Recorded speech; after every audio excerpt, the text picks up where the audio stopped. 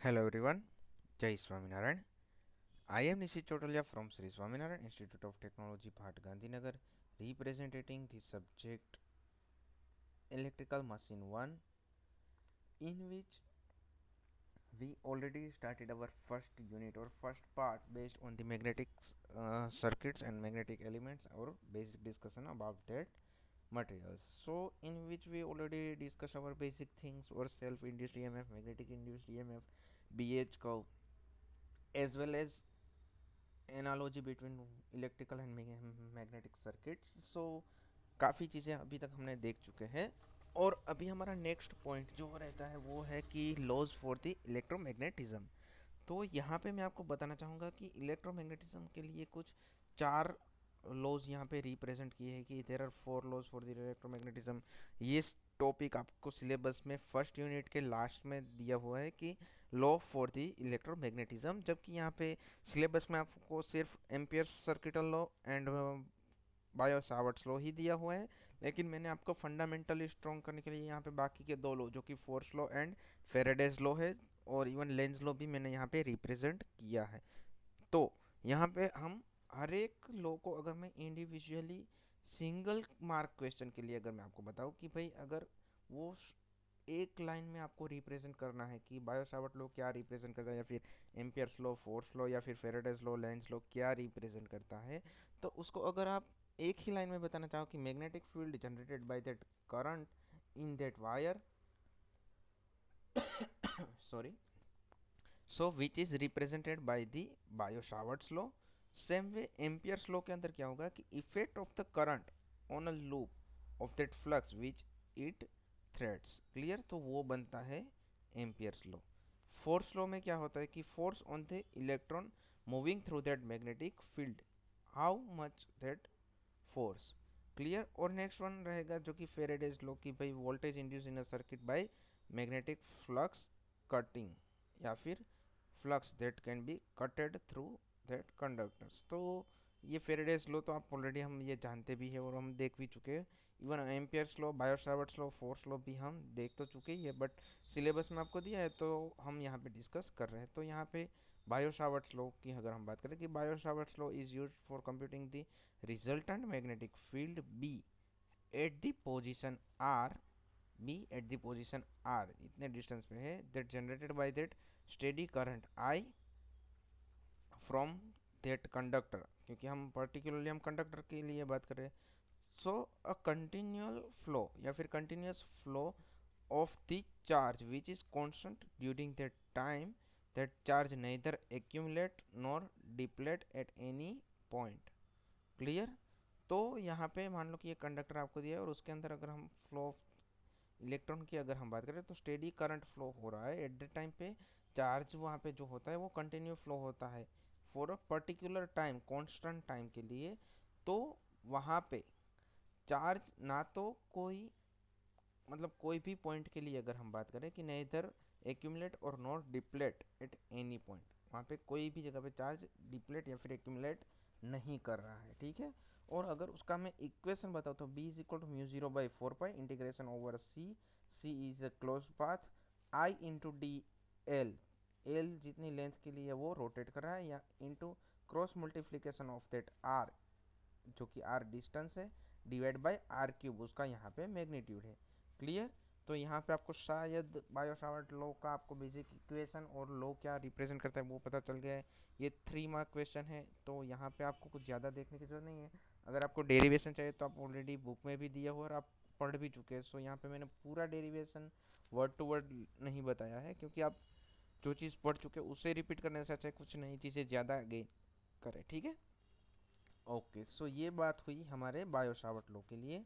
Next one is the Ampere circuital law. तो यहाँ पे एम्पियर सर्किटल लॉ या फिर Ampere's law that states that any close path और any close loop path, the sum of the length of the element times which is the field in the direction through the length element is equal to the permeability times of the electrical current that is close in that loop। मतलब कि अगर मैं आपको बताऊं कि कोई close path के लिए अगर मैं बात करूं कि टोटल लेंथ उसकी जितनी है जिसके अंदर से मैग्नेटिक फील्ड जा रहा है, मतलब कि इसकी टोटल लेंथ जिसके अंदर से इतना मैग्नेटिक फील्ड जा रहा है, तो that length of that element is equal to its permeability, इसकी परमिएबिलिटी जितनी बनती है, क्योंकि यहाँ पे मैंने क्या बताया कि sum of that length into its, ये जो क्लोज पाथ है उसके लिए अगर हम बात करें कि फील्ड वो कितना रहता है, तो वो आपका करंट उसके अंदर से जितना फ्लो हो रहा है क्लोज पाथ के अंदर से, और उसकी परमिएबिलिटी जो है उसका मल्टीप्लिकेशन, क्योंकि permeability times of that current. Clear? तो इसको अगर मैं मैथमेटिकल टर्म्स में रिप्रेजेंट करूँ तो क्या होगा कि summation of B into in parallel of delta L, जो कि लेंथ का वेरिएशन है, which is equal to mu zero, मतलब कि permeability times of that current passing through that close path. Clear? तो यहाँ पे ये चीज़ हुई आपके एम्पियर सर्किटल लॉ के बारे में। ठीक है, okay. Next one is the force law की अगर मैं बात करूँ तो force due to that magnetic field which is F is equal to Q V into B. और यहाँ पे उसके लिए मैंने एक बेसिक फिगर भी आपको बताया कि भाई यहाँ पे एक magnetic pole one N to S, या फिर यहाँ पे magnetic line N to S flow हो रही है। यहाँ पे इन बिटवीन में अगर आपको बताओ कि कोई चार्ज के लिए ऊपर कितना फोर्स हो रहा है, तो फोर्स इस डायरेक्शन में लग रहा है क्योंकि नॉर्थ टू साउथ लाइन जा रही है और ईएमएफ उसका इस हिसाब से है। तो यहाँ पे Q जो कि उसका चार्ज है, V वेलोसिटी है, B आपका फील्ड है, तो उसके लिए फोर्स लो के हिसाब से देखें कि magnitude of that cross is the product of the magnitude of that vector times of the sine of that angle between them, मतलब कि F force is equal to Q into V into B sine theta, क्योंकि theta आपका angle बनेगा between Q V and B vector. Clear? तो ये एक mathematical terms है जो कि ऑलरेडी आपका इलेक्ट्रोमैग्नेटिक का सब्जेक्ट जो अभी आप स्टडी कर रहे हो अभी फोर्थ सेम में ही, उसमें भी ये एप्लीकेशन यूज़ करते हो, तो यहाँ पे इसके डिस्क्रिप्शन की भी ज़रूरत नहीं है। Even Ampere's law, Biot-Savart law और ये फोर्स लॉ भी आप वहाँ पे ऑलरेडी पढ़ चुके हैं, तो शायद आपको वहाँ पे अच्छे से समझ में आएगा, क्योंकि यहाँ पे हमारे लिए सिर्फ उसका फंडामेंटल क्या है वो देखना ज़रूरी है। तो इसलिए मैंने यहाँ पे थोड़ा शॉर्ट में आपको बताया कि भाई इसमें क्या होता है। और direction of that force can be given by that Fleming's right hand rule. उसके अंदर क्या होता है कि भाई ये हमने कल भी डिस्कस किया था कि जो हमारा थंब है which is in the direction of that velocity and finger of that field, so the palm of that direction in the direction of that force of that charge.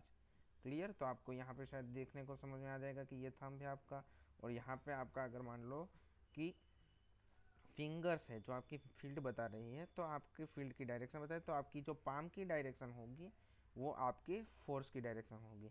अगर ये फोर्स आउटवर्ड है या फिर inward है वो आपको उस हिसाब से देखना है। क्लियर?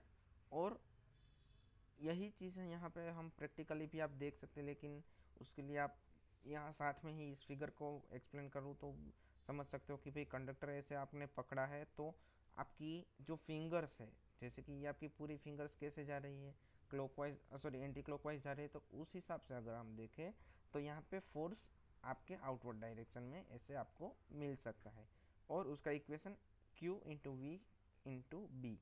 क्लियर? तो शायद आपको ये फोर्स की डायरेक्शन कैसे मिलती है वो भी समझ में आ चुका होगा। ठीक है, okay.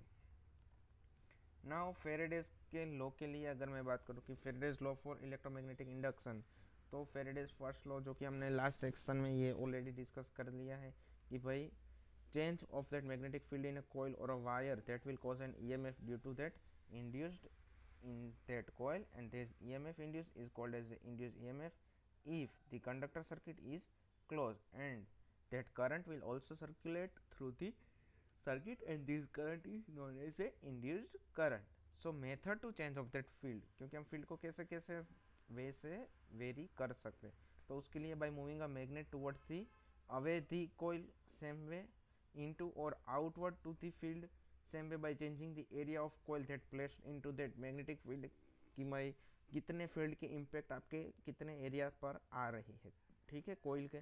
Same way by rotating the coil relatively to the magnet. So यहाँ पे ये फंडामेंटल आपको एग्जाम पॉइंट ऑफ व्यू ज़रूरी नहीं है, लेकिन समझने के लिए ज़रूरी है कि इसमें से कोई भी प्रिंसिपल कहीं पे भी यूज़ होता है तो आप पता लगा सकते हो कि भाई वहाँ पे फेरेडेज लॉ यूज़फुल हो सकता है।